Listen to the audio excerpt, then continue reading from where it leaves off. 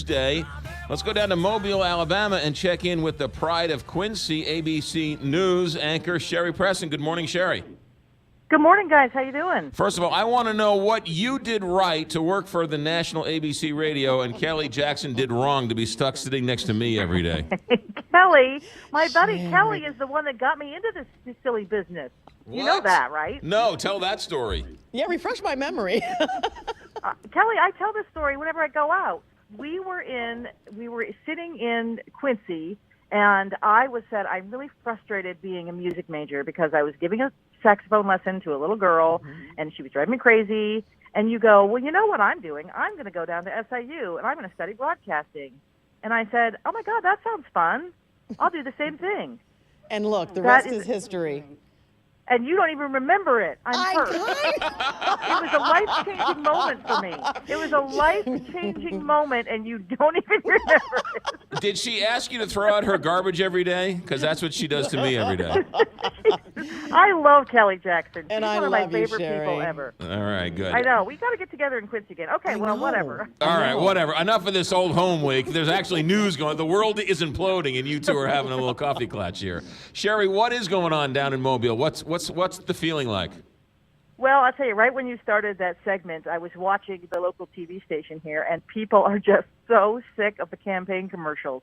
The ones for Doug Jones have Doug Jones, Democrat, liberal, no, with a big, a rainbow flag, no to transgender behind it. The ones for, against the other side, from, obviously for Doug Jones, have, Roy Moore, bad for Alabama, and these people are just like, okay, enough already, just like we were before the last election. Right. You were in a swing state anyway. I mean, they're just saying, okay, enough. One guy I talked to last night said, the rest of the country looks down on Alabama, and it's just exhausting. It's tired. We're tired of it. We're not like that. We're not all hicks. We're smart people here, and this is just another thing that brings it home, and I really get that. Yeah, it went into hyperdrive when these allegations came out. It was bad enough, but that just sort of poured gasoline on the fire. And what's been the conversation the last 24 hours with Al Franken? Has that garnered another round of talk down there? Yeah, same kind of thing. I came here because I said I really wanted to talk to women about the issue of sexual misconduct and the accusations and the Al Franken thing and, now the Roy Moore thing. And one of the women told me, she said, this seems like it happened overnight. And for the rest of the country it does too. But she said, we down here take things just a little bit slower, and it seems like it's happening overnight. And what happened 20, 30 years ago, is taken differently than it is today. And if you look at it in context, and she actually used the word witch hunt. And she said, it just seems like these accusations are coming up over and over again. And, whether it's Al Franken or Roy Moore or whoever you want to look at, they're just happening over and over again. She said, I understand it. I support the victims. But I think we all need to just take a step back. Is what she said.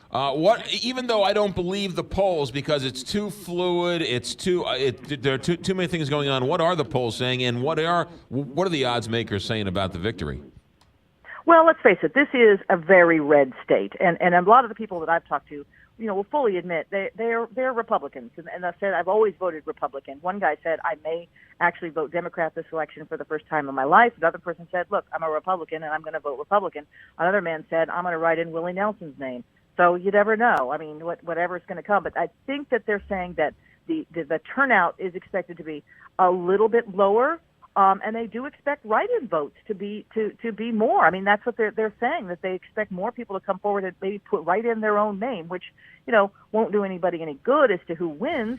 But they're expecting lower turnout. But also saying like people like me in the national media who are coming here and putting all this attention on the state is kind of making people less likely to go to the polls or just say, I'm done with it. What now? Donald Trump's coming down to what? Pensacola? Is that right? Oh yeah.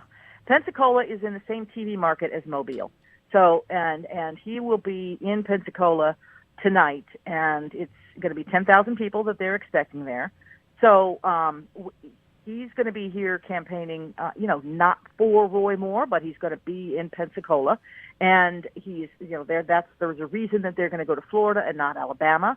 But it's kind of enough to get in there. It's kind of a slight to Alabama, right? He'll go to Pensacola, but not Alabama. It's sort of like he's not. Roy Moore is dirty enough not to come to Alabama, but he's not dirty too much to go to Pensacola. Well, that's the way you can look at it. I mean, other people will say, well, it's right here. It's in the Mobile TV market, so everybody in Mobile will see that he's here. There will be a lot of people crossing over to the Florida state line to go there. But other people are saying, okay, again, like I said, they're just saying, oh, enough with all this, and also there's this weekend, Cory Booker will be here. Former Massachusetts Governor Deval Patrick will be here. They're trying to get out the African-American vote. About a quarter of Alabama population is African-American. So they're going to try and get out that vote this weekend. Those guys say they're really sick of all this conversation. I mean, I talked to a couple at the airport yesterday, and that's what they told me. Yeah, Sherry, what instrument were you teaching when Kelly Jackson said become a broadcaster?